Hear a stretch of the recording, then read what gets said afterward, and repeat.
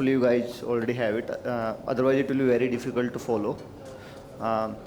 First, the agenda is something like, first we go through some of the slides to set the context, and then we kind of start with the hands-on, right, using those techniques.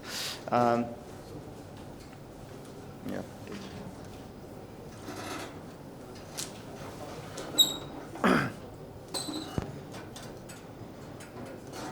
Yeah, it worked.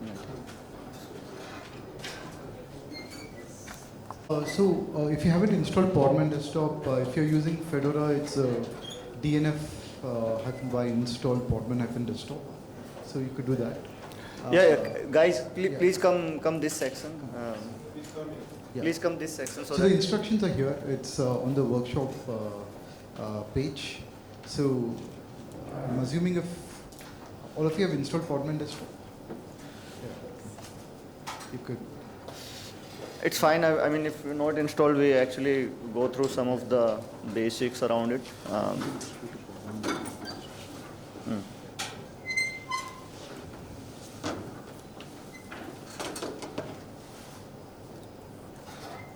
Yeah, unfortunately, both of us are using Macs, so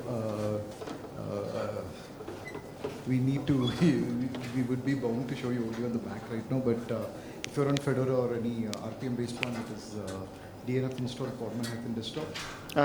It's a flat pack for Fedora. Huh? It's a flat pack. It's not an RPM package. Oh, yeah, it's a flat pack for Fedora. You can actually directly get it from. Yeah. And if you're on RHEL, it's Podman Desktop. You need to install it. All you have to do is go to podman-desktop.io, downloads, and you can install. If you're on a Mac, you also have it as a brew package. So brew install. If you're on a Mac, then you can use brew. Brew install Podman-Desktop is also available, or you can directly download the binary. So if you're on the Intel Macs, you have the Intel version, and if you're on the M Silicon, there's a M Silicon version of the thing. So both of us, for our workshop, we are using it on the M Silicon Macs. Yeah. Yeah.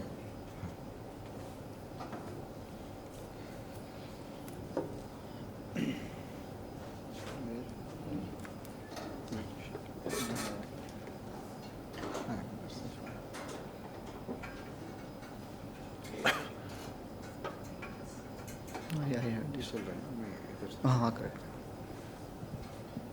So we'll give you about 5 minutes to set it up, and then once we start the slides, you can download the.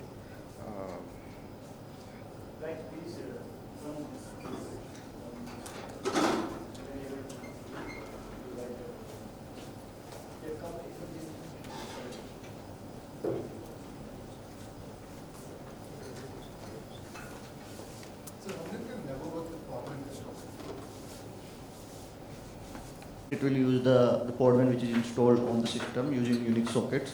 And if you are using like Mac and Windows, then you have to start Podman using this Podman setup from the UI. So make sure the Podman is. This should be say something like running with the, or in the command line you can check with the Podman info command and see if it is connected to any of the socket.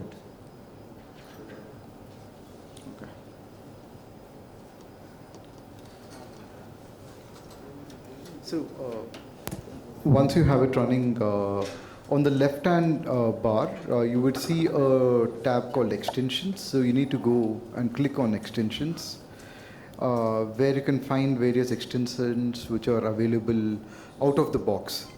So over here, the extension, there are a few cool extensions.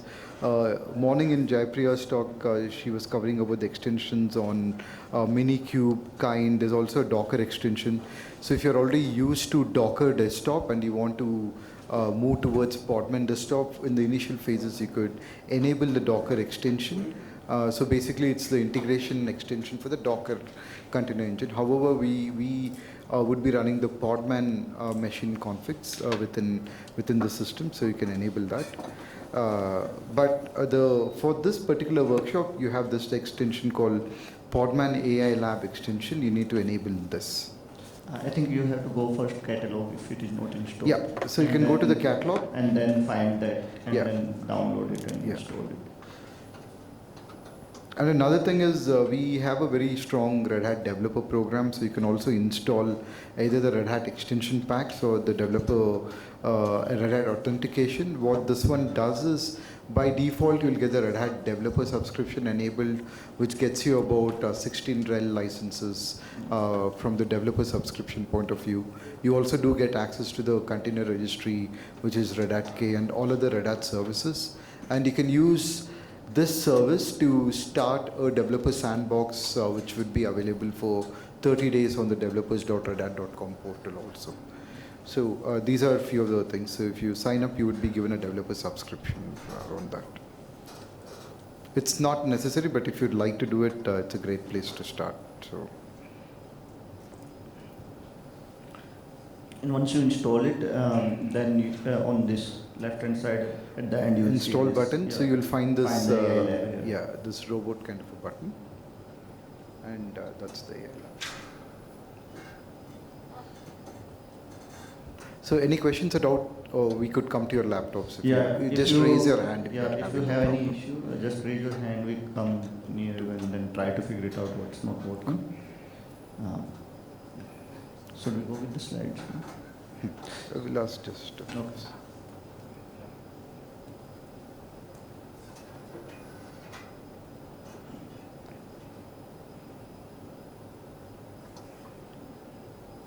So you should see this dashboard once you install the AI Labs extension. Yeah.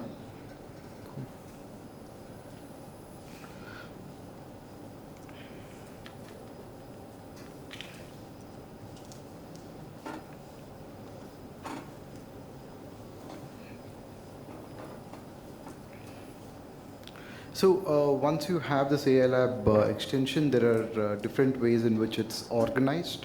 So one, we have something called the, okay, this is the dashboard, what you would be seeing, right?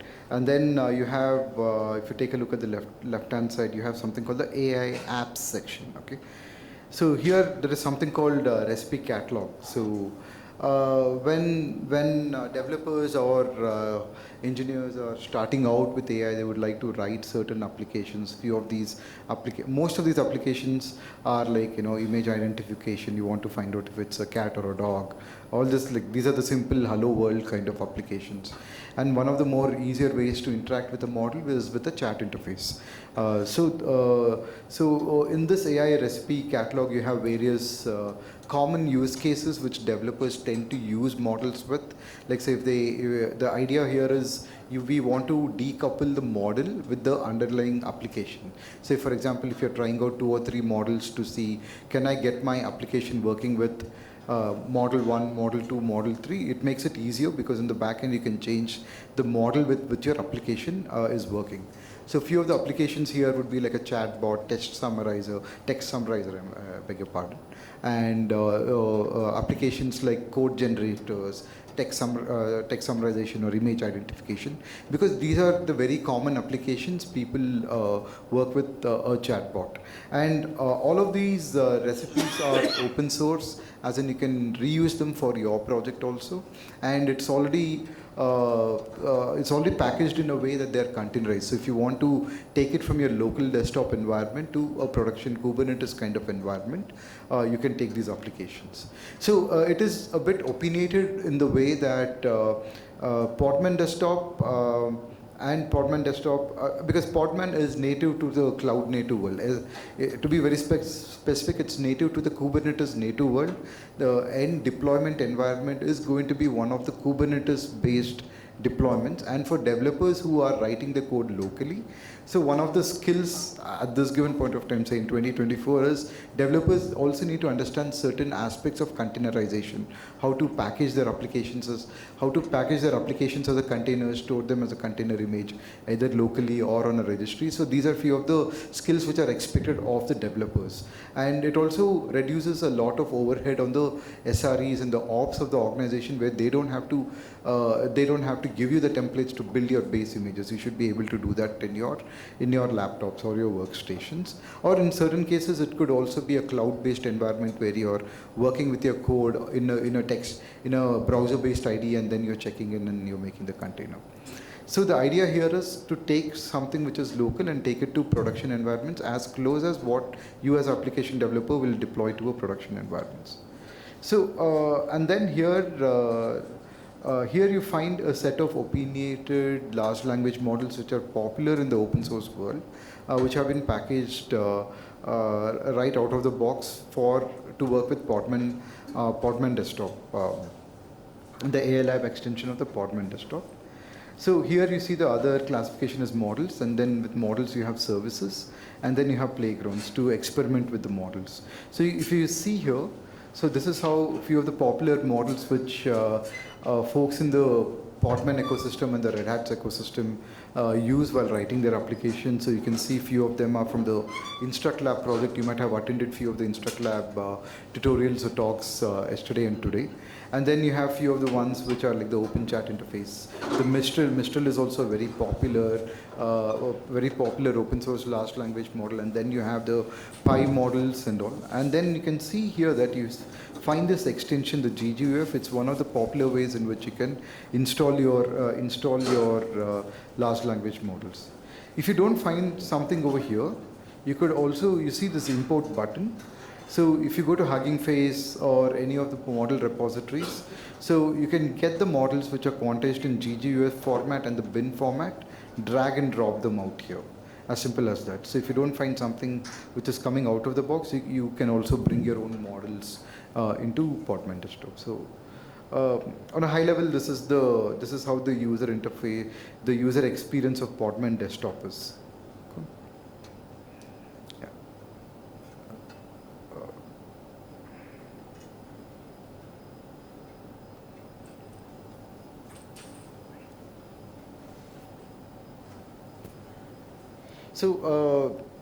So what we'll be doing today is, now you would be downloading one of the large language models which we put in the prereq. So let the download happen. It's going to take some time, but then we could start off with this thing. So the idea is, right now most of the new applications which are being written, most of the greenfield applications which are being written, most likely the target environment is a Kubernetes-based system.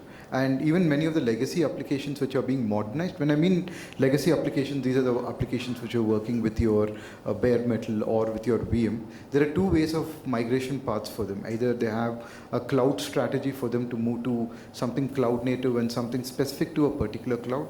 So the monoliths are being broken down as microservices. That's one pattern of deployment. The other pattern of deployment is the developers or the architects within the companies are like, they're like, chuck it, let's adopt serverless by writing certain smaller applications and running it on a particular cloud.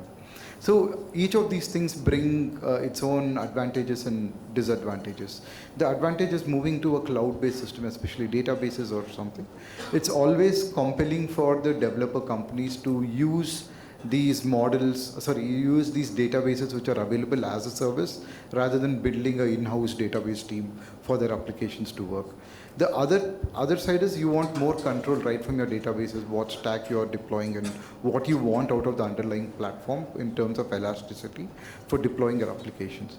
But in either of the cases, it's most likely that these applications are being containerized and they're being deployed on Kubernetes. There are very less use cases where containerized applications are being deployed on a non-Kubernetes kind of environment. But there is a footprint of Mesosphere and there is a footprint of Swarm and all of those things. But most likely they might end up coming to the Kubernetes kind of environments. So, like I said, one of the major things of Podman Desktop AI Lab is to make this adoption of large language models into your developer processes much more easier. And that's the reason we have all these recipes in place. And like I said earlier, most of these recipes are the very, very common use cases. And these recipe catalogs are also open source. You can reuse them for your project. Or if you find there is a certain kind of a recipe, like say, for example, right now everybody is talking about agentic AI and you don't have a recipe for that, you can also contribute to the recipes project for other folks to consume these particular application. And it also instead of approaching it in a way that we have a tutorial and then you go through the slideware and all, what this one does is you learn by seeing the base recipe application, and you can mock your application in a similar way, how to work with, how to write a chatbot, or how to write a chatbot integrated with a database, or how to write a chatbot integrated with a RAG pattern with a particular model. So it helps you build out those skills, and then you can also experiment with different models. We'll show you that. Right? And another thing cool about Podman Desktop is once you install your application, so if you take the button here, the one with the Kubernetes logo, so you can also get access to your production environments within. Say if you have created your own Kubernetes cluster, all you have to do is import that manifest over here, and you know which are the nodes you want to deploy this particular application, or which are the services which are running right now. In Praveen's laptop there is nothing, but yeah. So you can connect to any Kubernetes cluster from your Podman Desktop environment, and you can also deploy that particular application to that production cluster. Like say for example, in Red Hat you have access to, like say if you go to developers.redhat.com /sandbox, I guess. So if you want a Kubernetes environment to play around, you can go over here and start your Kubernetes sandbox for free. And PK, I need your help. So you can. If you have a Red Hat developer account, you can just. So the idea is to.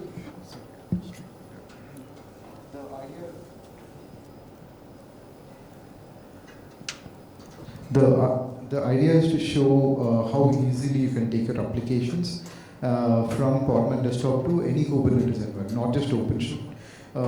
We do have plugins for if you're running a Kubernetes Minikube cluster locally, or using kind and you have provisioned a cluster, or if you have a Kubernetes cluster running anywhere, these applications can directly be pushed to production environments from this particular application. But then it is not as easy as how it is advertised, that you just put a click and your AI application goes magically to OpenShift or a Kubernetes environment. Because one thing is Kubernetes for applications, and mostly these applications being stateless applications, it's very easy. But what happens in reality is, I mean, Kubernetes was designed, and the whole container ecosystem and the container, the promise of the containers is, the containers in a Kubernetes kind of environment with a container orchestration system. It is designed around failure. It is designed around failure as in by design philosophy. It's okay for applications to fail. How fast can you recover from that failure and get these applications up and running? So if you take a look at how infrastructure software was written before that, is we tried everything for the application to have the maximum uptime. Right? You wrote your applications, you introduced resiliency into applications, you introduced load balancers. If you had more budgets, you also bought in hardware load balancers, and always kept the applications on top.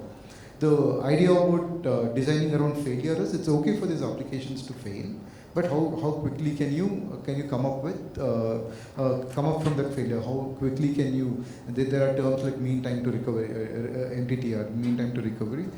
Within a few nanoseconds or few microseconds, can you come back up live? But what happened in reality was most of the applications which are deployed for Kubernetes environments were stateful applications. So the underlying platform was designed to be stateless, but most of the applications which are popular on Cloud Native World would be all your databases, your distributed databases like Mongos, your Cassandras, your data sets and data stores like the key value data set, HCD, and many other key value. All of these things maintain the state. Now we are trying to introduce something which has a state with a Kubernetes kind of environment. But then the community and the ecosystem came out with different ways to deploy. So if you've been following the project from day one, it started off with replica sets, deployment sets, stateful sets. You can see how the innovation around getting applications to production, which is coming. And then the complexity on this particular environment is, as a developer, you wouldn't care because all of these things are taken care by a production level Kubernetes environment. But what happens is, from the design perspective, the developers need to know what is the target environment on which their application is going to be deployed. So most of the places where Podman Desktop or developing with the container native ecosystem helps us. Like say for example, you're writing your code, right? And then your laptop has 32 GB RAM, 64 GB RAM. You don't pay attention to what your deployment environments is, and you can use data structures which consume a lot of memory or libraries which have a huge footprint, and try to deploy to these environments.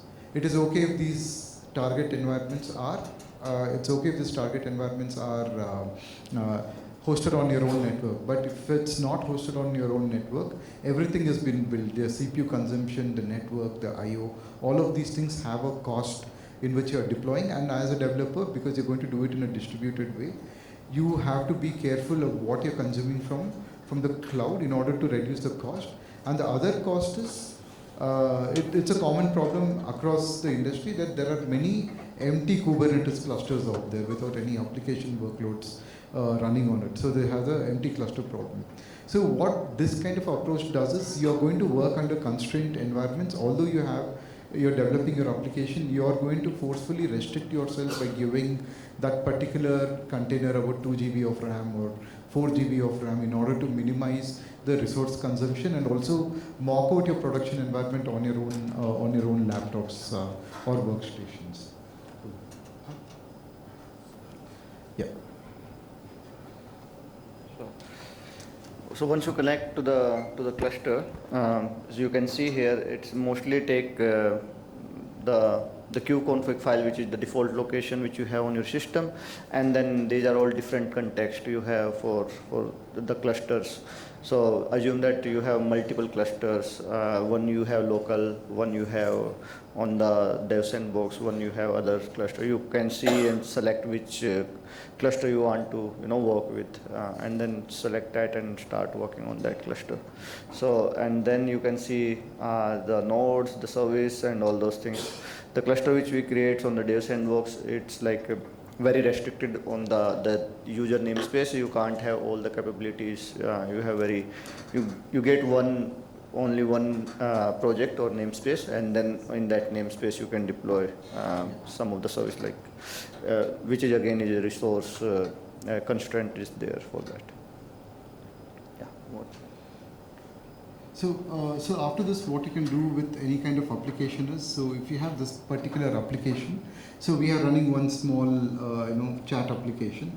So if you see this particular deploy button, so from here you can directly try to deploy this application to your it is going to generate the manifest, and it's also going to generate those YAML manifest in order you can take this one, and it is compliant to any Kubernetes environment. It's not restricted to one particular environment. You can take it to production from your laptops. So what happens is, first, once you have this setup with your code editor and Podman Desktop running, and you finish that setup, you can start deploying to your staging environments or dev environments very frequently from your laptop itself. Here it will take a lot of time because the image is 4 GB. so what it do is that by default it's going to connect to your cluster registry, internal cluster registry, and then try to push everything like kind of YAML to here to that particular registry, and then try to start the cluster from there. Sorry, the pod from there. So since everything is like big in that sense. So what this one does is, as an application developer, you don't need to be an expert on Kubernetes or even the container-based technologies. All you're doing is you have downloaded a container image, you have developed your application with VS Code, and now you just want to deploy that application to a production environment. It reduces the cognitive load of many things which the developer needs to think, or how do I package this and all of those things. All of that heavy lifting is done at the developer side itself. And yeah, so you can take that drag chart. Okay. You show the application, then you will show how it works. No, this one, right? The playground should we show or recipe? So if you have downloaded the Podman Desktop, so you can. So if you downloaded Podman Desktop and install this AI Lab extension, right? Yeah. Then if you go to recipe catalog, there are different recipes. We in this particular workshop we are going to use this RAG chatbot because it's we also want to showcase like how you can kind of use the RAG to train the particular model which you are running. So, Yeah, as a developer right now, you need to know three or four popular ways in which developers have come out with working with large language models.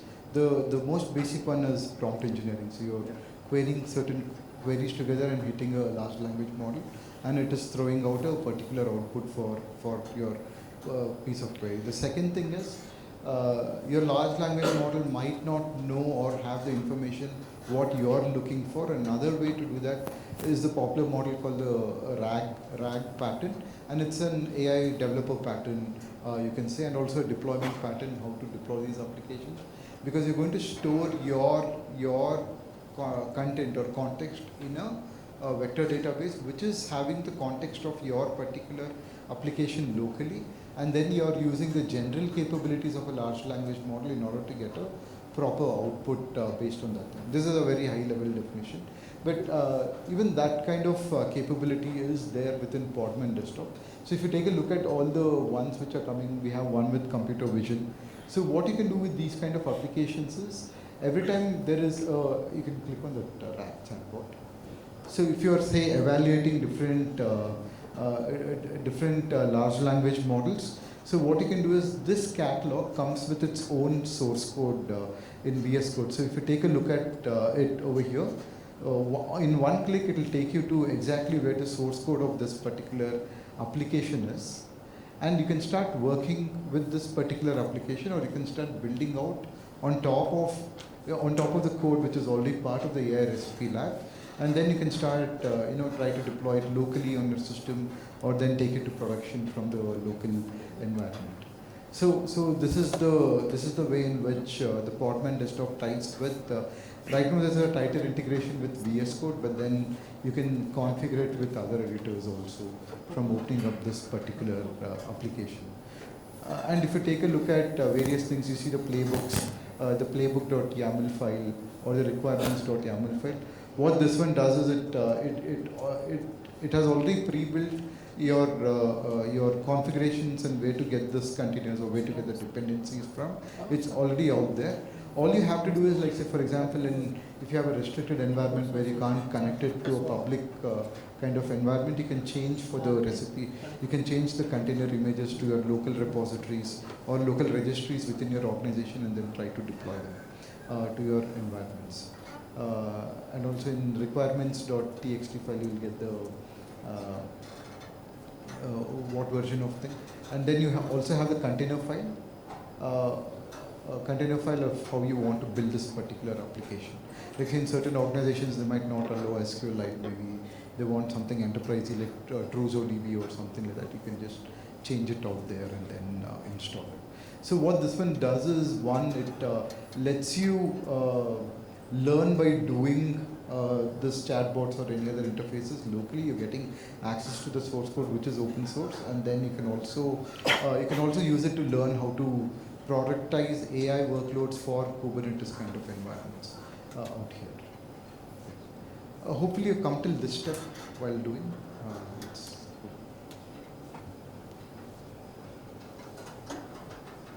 And then show the right channel.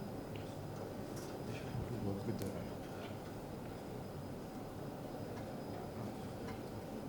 Yeah.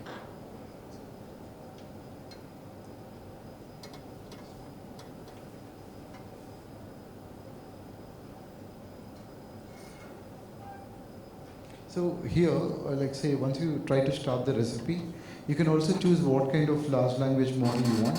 So once you download various large language models, the application is the same, but you can experiment with various models locally. Okay. So what this one does is, this is one of the ways in how you can work with the large language models locally by using Podman Desktop, and you can also evaluate your applications this way. The other popular way is something called, there are two other projects. One is Olama, even that is another way of running these applications locally, but that one doesn't really let you know if you're deploying it for containerized workloads or Kubernetes kind of workloads. You are building your own application that's serving a model within a local host, within the within your environment, tying to the underlying platform. So people who are using Mac, before you start like the Podman machine, you have, so by default the Podman machine use something called VF-Kit as a backend to use the virtualization to start the VM. Instead of that, use libkRunKit so that your VM have the GPU access. So then when you deploy the model, it is faster in terms of giving you the response because it can use the GPU completely end to end of Mac. Yeah, so how you can do that, if you go to settings and resource, if you do create new, since I already have one, for you it will be default. So here you can see the provider type. So you're supposed to use the libkRunKit. So libkRun is the GPU enabled driver which makes sure that when you create a VM behind the scene, the Podman machine actually going to create a Linux VM where it start deploying the ports or whatever it is. Sorry, what size? You have in the slides? Yeah. Okay.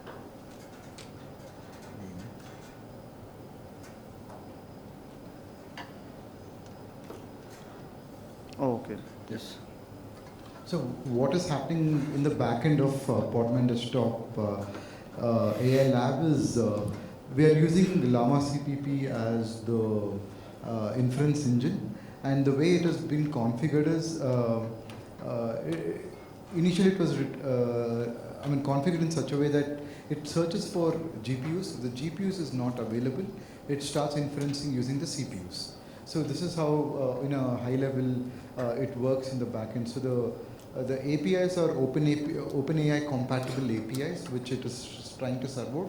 But the inferencing, the runtime we are using is Llama CPP.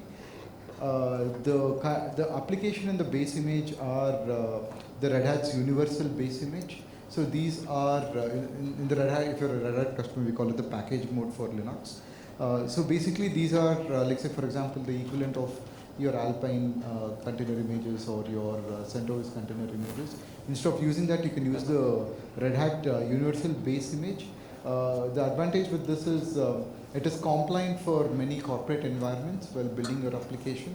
And also all the security fixes which Red Hat does for the underlying kernel, the namespaces, which we do for Red Hat Enterprise Linux anyway, or Red Hat Core OS, all of those features get pulled into this, and you can have your base container images always secure in most of the time.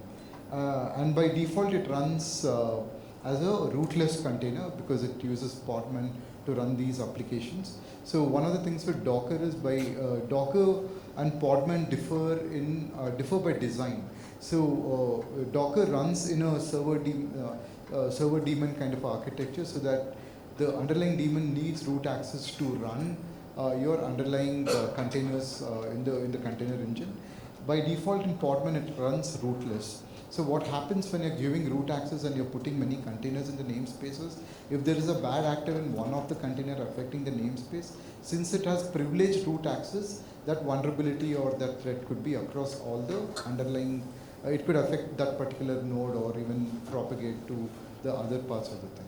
So by default, running Podman, like say the history is Red Hat sent these patches to the Docker project, but it didn't get accepted, and then again it got forked, and then it gave birth to the Red Hat universal base images of that. So the architecture, the next slide you can go. The next slide. Yeah. So this is how it is running. This recipe is running like this, but I'll just show.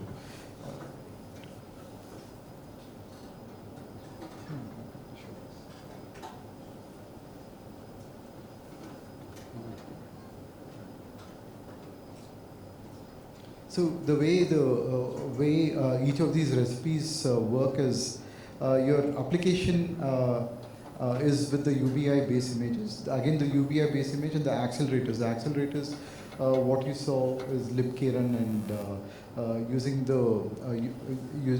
the underlying container. And each of this model is stored in a model storage. In this case, it is directly downloaded onto your laptop and it's bind mounted to that particular container image which is running.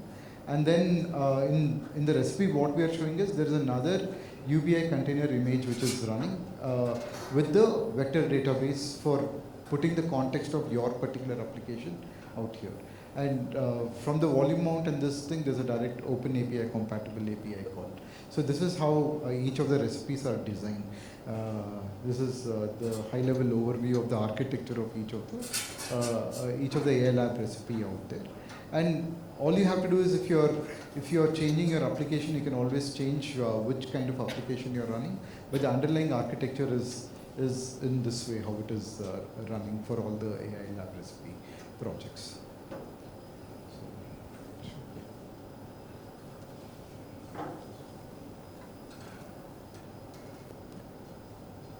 So this is how the configurations is for this particular thing which is working. So for example, in a way, if you're like, say if you want to take this to production kind of environments, and then you could also use different model runtime engines, because say if you're deploying it to OpenShift AI or something, you might have to use VLLM over there, or you might have to use any other model runtime engines. And then the other thing is there are different kinds of application frameworks which have come out.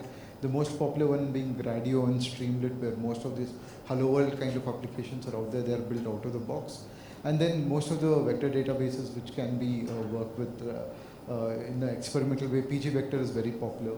Milvus and ChromaDB are also very popular for developers experimenting with applications. Most of these things are available. And Red Hat also acquired one of the companies one of the companies which support the VLLM project quite a bit, Neural Magic recently, and VLLM is already available. They're taking it to production, and hence the acquisition what is done.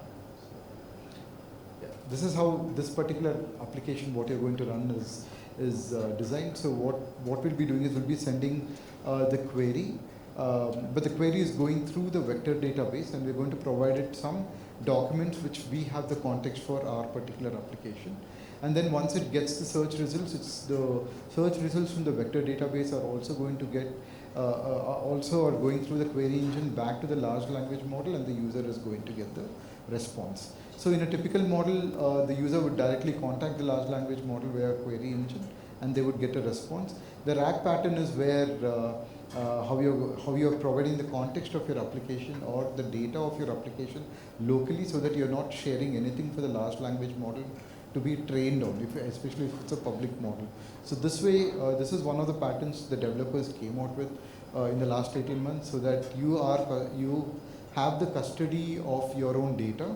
And the second thing is, training a large language model is a very expensive process, and it's a very hardware intensive process. If you have not invested, like even if the organizations have invested a lot in their in the large language model, if you ask the customers or if you ask the folks who have procured these large GPUs, they might have trained their whole module once or twice in a year. So instead of that, you can handle that pattern as an application, and then you can work with that particular model.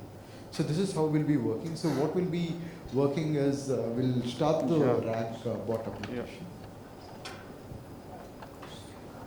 And this is a very high-level overview of a RAG and also the demo example. But then these are a few of the things which developers are required to know about, is how to work with a vector database, or how to work with these engines which the RAG applications would require. So we just started because it started very fast, because I already have the model downloaded to the disk and everything is fast.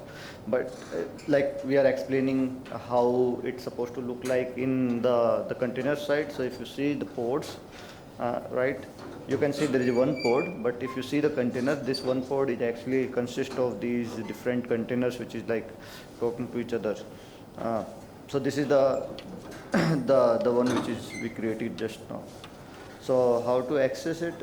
Again, you So have. if you take once you start the recipe, you can see the sequence in which it starts off the Yeah. application.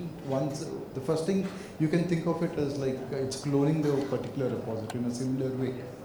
Any developer would check out the project, and the second thing is checking out the project to the latest head of the project where that thing is. Here the third thing, what it's doing is trying to download it's going to check if the model is present locally. Yeah. If not, it is going to download that model from Hugging Face or even if it is available in the internal repository. Then it's starting the inference server. In this case, the inference server is Llama CPP, and it's loading certain configurations to start the vector database to work along with the inference server. And then once that thing is, once the backend platform is ready, it is going to build a RAG interface application. In most of the cases, most of these chatbots are some sort of JavaScript framework powered applications. It packages that application locally, creates it as a container, and then gets it up and running. And it will provide you the ops. And even over here, you can see that even out here, once the application is running, you also have the capacity to change which model you want to work with. But then again, the process starts off from the model, checking if the model is already in the disk. So you can start the application.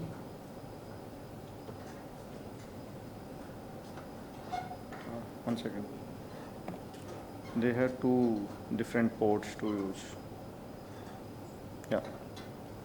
So this is a small Streamlit kind of application which starts off locally within your laptop. And then you can start interacting with this particular application.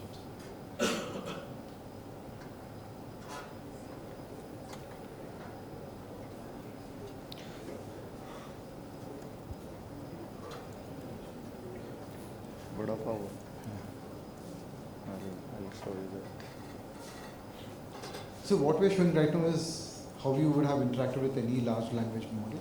It doesn't have any context of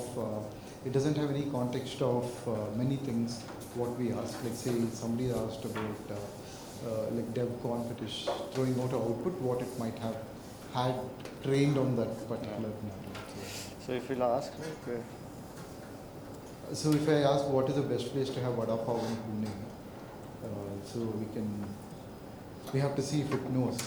Because this is the kind of thing the large language model might not have been trained on, unless they're snooping on everybody's this thing. So if you ask, yeah, he said that please provide more detailed so context. It doesn't have any context. Yeah, he doesn't have any context about Vada Pav. Yeah. So since it's a RAG application, we can. So many folks who interact with large language models all get this probabilistic answer. Okay? Like say if you say what's the best place to have Vada Pav with a WADA, it might throw out some other answer and it could be hallucinating also. Right? So yeah.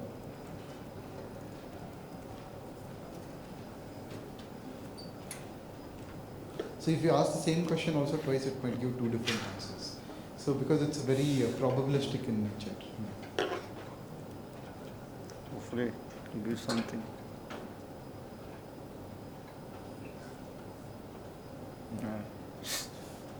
So now what we do is, this is a basic RAG application. Here what you can do is, you see this drag and drop files here. You can provide the context or you can provide the inference of, so basically what we're doing is, this is a very high level RAG application where you're trying to provide the context to your queries. And that context could be like a simple text file, or it could also be like a PDF document of certain information in order to ask the question and get the get the interface like that. So I think it's somewhere I put it. Yeah, this color changing is not due to AI, so it was just. Yeah. So as I understand, everything that is everything is local, right? Yeah, all of this. All of them, yeah. Because sometimes I use it for summarization. Yeah. And I saw the model for text summarization. Yeah, there is a model for text summarization. All of these things are local. And another way is, like say if you want to experiment with something new which has come out, like say DeepSeek, right? It's come out. And you're afraid that by running that model, they're snooping on your device or any of these things and try to connect to public internet or anything.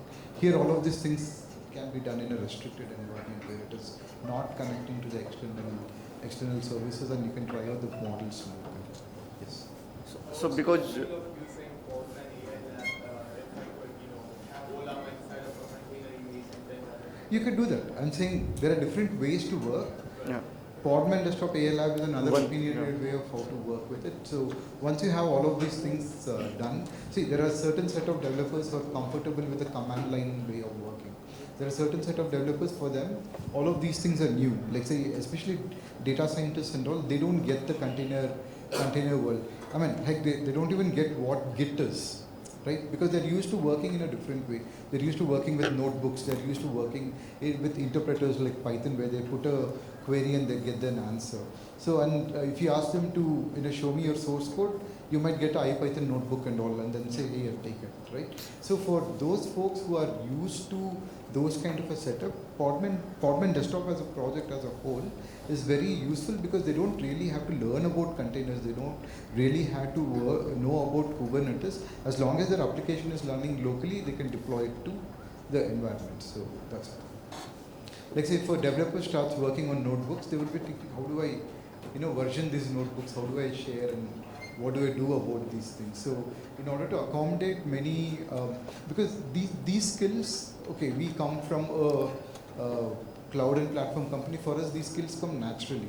But there are many developers, especially the front-end developers or data scientists. For them, these skills are very hard to pick up. So tools like this reduce the cognitive load for them to learn something new.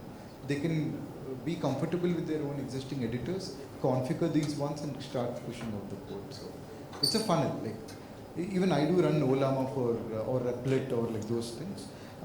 Like I said, there are different ways of solving the same problem. Here the problem which is trying to solve is how do I take it from local thing to production environments where I can experiment locally faster and take them to production environments in a faster way. So I'm going to import this file which has a bit of details. You can show what's there. Content, right? Yeah, that's what I want to show.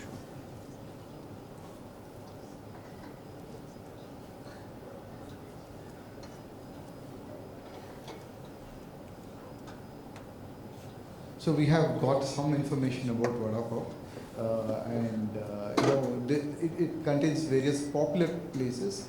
But again, this was generated using a large language model, which knew about Vada Pavs. This one was generated by Grok, the one from Twitter, because they snoop on the tweets of people where they ate the Vada Pav, and then they have built some kind of a context. So if you're from Pune, certain places like JJ Garden Vada Pav or Joshi Vada Pav or like those things.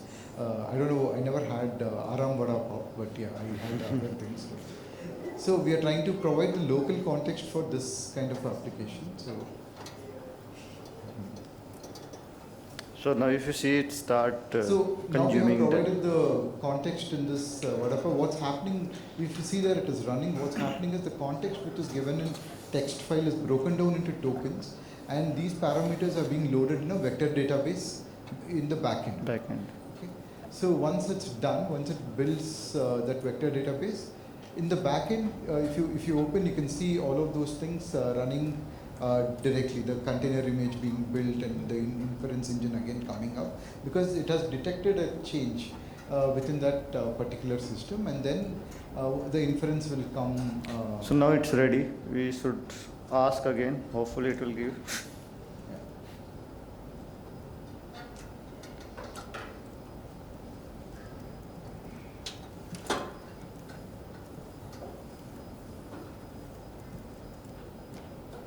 So hopefully It will think, hopefully it thinks and takes that context. And it could fail also. This is one of the flip sides of large language models, is even if you have trained your model, it could still hallucinate.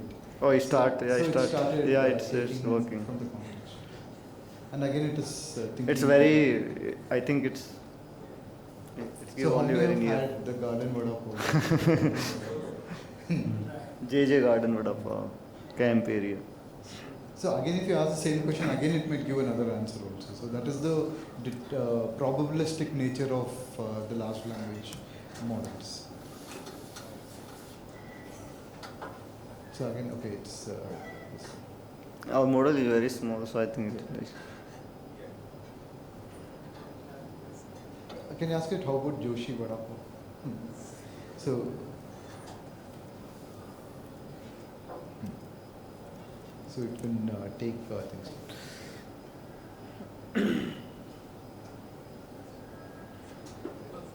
Because now it actually have the tokens about Joshi, whatever. So hopefully it will take the context out of from there and then. Oh, Vade wala hai. Okay, let's see. Oh, it's a Vade wala hai. So It's also giving the prices. Prices and because it's the content we had like 15 to 20 rupees there. So it's no, but again, the idea is most of the large language models are trained in a certain snapshot in time. It might have been 15 rupees, but now it might be 25 rupees. Right? Because the idea is these things you can get real-time information with various ways, and then you can feed the data also with a rack pattern. So this is a very high-level thing, but just to get across the idea about how we can build a simple application. And let's say, for example, if you are dealing with, say, invoice data, which is very private to your own organizations, which come in PDF formats and various things, you can start using that. Or if you want to learn about a scientific paper and the backend model is capable of understanding, like say, maths or diagrams or geometries or like those things, you can still work with it locally and be sure that you're not sharing any data outside your local environments. So this is one of the ways in which you can work with the environment. And once you're satisfied with this particular LLM and also this vector database, the next thing is you can take it to production. The application would go on a Kubernetes cluster. Your model should go onto an object store from where you're working locally. So if you've configured any S3 compatible object, it could be AWS S3 also, or it could be like something like Minio. You copy over the model and then you have to make certain configuration changes for that model to start serving.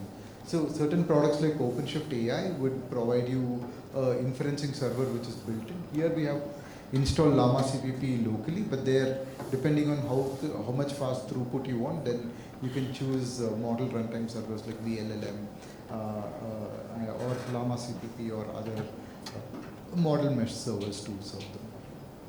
So, anything else? How are we doing on time? We have 10 minutes. 10 more minutes. Yeah, you can try out this application, or you could also generate something. And yeah. If you are able to configure it, able to run it, use a small model and try to see. Even if not track, then at least just the service and inference server if you can start with. yes. This is available in the Podman extensions store for folks to download and try. Yes, you can generate any text file by yourself and try to teach it. Not text file, the Podman AI Lab. Yeah, you can download it. So if you I go, think it's a appeal for folks to actually, instead of making it as a matter of command line options. no. So if you take a look at all what we did, we never touched the command line ever, because command line can put off many new generation developers. So here all we have shown is by using graphical user interfaces. Yeah, everything was using graphical user interfaces. So it depends on, like say, if you like command line. So many developers, intermediate to senior developers, usually like command line because they don't. So like right now, what happens with many folks is, say if I move the recipe catalog down and I take the running catalog up, it might trigger OCDs in people, right? But command line things are very comfortable and very, like if you know how to run your software in command line, the experience is always consistent out there. And the experience is always usually borrowed from various Unix command line tools. You can use pipes and it's very powerful once you work with command line. And it is also from the cognitive load perspective, it is very easy that these 5 or 6, like say for example Git. Many people are comfortable with using Git in the command line. But on a daily basis, you use only 7 or 8 Git commands. Okay, even like git stash or like those things, only when you encounter a problem you're going to bring that, or a cherry pick or something like that. But end of the day, in the command line you're using, I hardly see people using graphical user interface tools for checking out their code, like GitHub Desktop and all. Many people use the command line for that. I appreciate just how it lowers the barrier of entry Yes. to those who just want to get to the Huh. LLM part of things rather than what runs it behind the scenes. Since we mostly are we Right, are yeah. we get hands on. We think like, okay, these are the very common things, everybody's supposed to know that, right? But when you go outside and then really talk to the people, even the people who are in the industry for more than like 10 to 15 years, and then you will ask, okay, this how it, and this what is Git and all those kind of things, or what is Podman, what is the container, and but they have their own domain specific knowledge very well, right? To onboard them to this particular environment, this thing gives us a opportunity to a very easy way. It's lower the very much. Even with the command line, yeah, we day to day we do, but now assume that if even we put a readme file with the command lines, I'm pretty sure even some copy paste, because there are a lot of options we have to give for the Podman container to run. There are volume mounts and everything. You miss one thing, you are like pulling your hair why it is not working. So it's always good to have this way of doing it. And that's the reason like Podman Desktop is now going to become whatever we push to the developers, this is the way through we push it, so that it will give a consistent experience to the people to work with.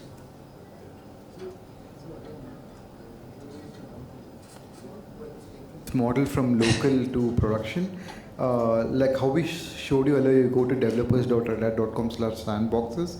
So if you have launched this particular sandbox, it is creating an OpenShift environment for your application to work with, right? In a similar way, within the same developer sandbox, if you click on OpenShift AI, it also will launch a MLOps platform for you to work with Podman Desktop. So if you see here, this user interface would be a bit different than your OpenShift interface. So OpenShift, for those who don't know, is a enterprise Kubernetes distribution. It is a certified Kubernetes distribution, as in we don't make any changes to the underlying Kubernetes interfaces or the Kubernetes primitives. It's just a PaaS built on top of Kubernetes. So this is OpenShift AI, which is a MLOps platform which runs on top of Kubernetes.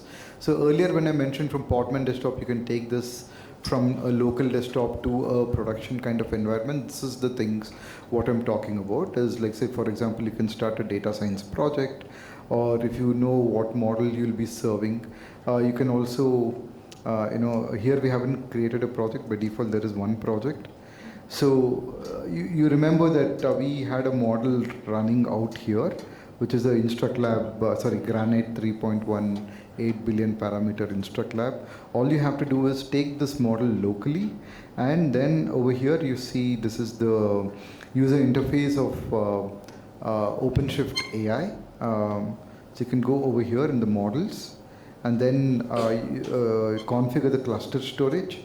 Copy the model from your local laptop over here, and then in the back end again it has got its own model serving platforms for it to take it to production. So this is how, but this one takes another 1 hour or so before we do this. But yeah, what I'm saying is once you have finished experimenting with a model, you can also take it to production by, from the high level point of view, large language models are like some dumb mechanical machines where you can just throw it, give it some input, it will give out an output. But the only thing is, in a production environment, you need to serve it through a IP address, you need to serve it through identifier. Like say you can either give JSON endpoints, you can give gRPC endpoints for that model. As long as those things are coming, your applications can interact with the model like any other database or any other service out there. So this is how you can take it to production. So,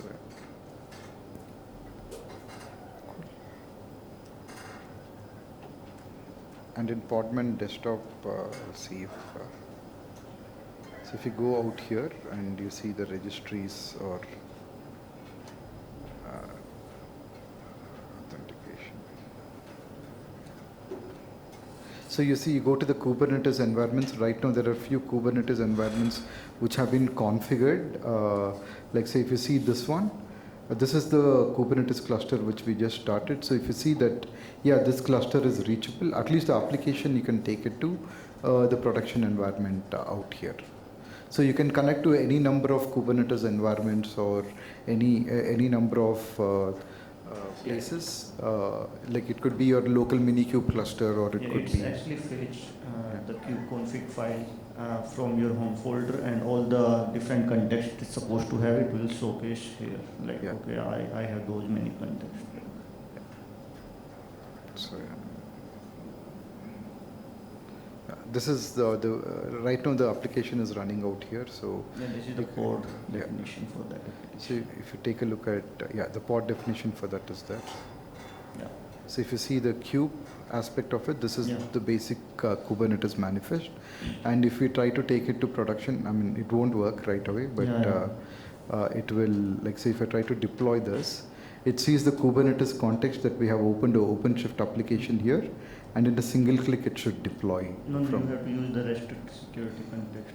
Oh yeah, a restricted security context. And then over here you can deploy the environment, and then it may not work right away, but we'll just show. So if you take a look at the one here, the project environment, then we can see if it is. One pod Yeah. down. Yeah. No, on that overview only come on that side. Yeah, you see the one here, so it is trying to pull the ChromaDB server from local, and it's failing because of some restrictions. So Because it doesn't going to find the model, not able to connect. But you can give it any Kubernetes Yeah. context, like deploy from the Kubernetes. So, yeah, that's If you're a data center, it might have been very overwhelming. So many tools, but once you configure it for the first time, then it is. then it will be very easy. And more than easy, you have control on every aspect of the large language, the infrastructure behind it. always you can work with large language models just by ChatGPT or Google Gemini, but you won't get control on what model you want to work with, what open source models you want to work with. In that place, it is as common as you're working with any other API out there. But here, you get control of the infrastructure on your local laptop and also on the production environments where you want to send it to. So,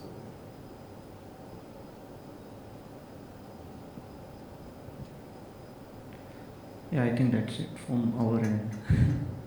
If you guys have any question, or if you face any issue, I see like a lot of people are from Red Hat here. So we have the channel itself internal, just ping us and try to debug it. Even we have the Podman channel on Kubernetes Slack also, so you can use that. Highly doubt anybody from non-Red Hat here? You guys are student working some different things? Student.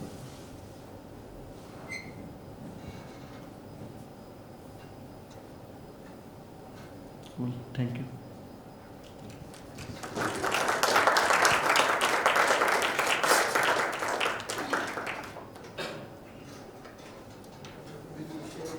Yeah, we'll share the screen.